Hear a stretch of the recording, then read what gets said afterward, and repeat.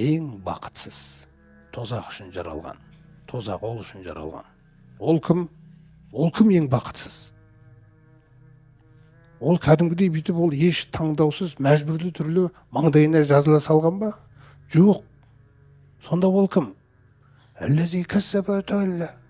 Ол ең бақытсыз дегеніміз тағдырды дұрыс түсінулерің үшін, ол әлгі Алланы да, жәннатты да, Құранды да, Мұхаммед пайғамбарды да, қараңыз, өтірікке шығарған адам. Өйткені Құран да, Алла да, пайғамбар да, жәннат та, міне, күлі нәрсе. Ислам. Ол тек бақытта келген оған. Сөйтіп ол бұның барлығына барыңдар деді да, ең бақытсыз болуды қалады. Сонда ең бақытсыз деген нәрсе не? Иманды өтірікке шығару екен болды. Иманның негіздерін өтірікке шығаратын болса, ол ең бақытсыз. Енді сондай бір адам бүгін бақыттымын деп жүр. Ол бақытты емес ол.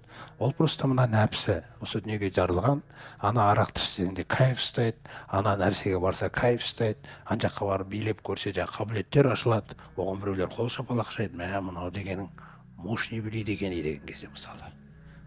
Ол өзімен өзі бір темаларда жүрген біреу. Соны ол бақыт көріп жүр. Ол бақыт емес ол.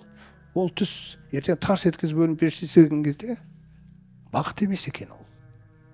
Ол просто мына тәннің ләззаты екен, ата солай жаратқан. Тән құрал ретінде берілген. Ол осы кайфты бақыт деп ойлаған.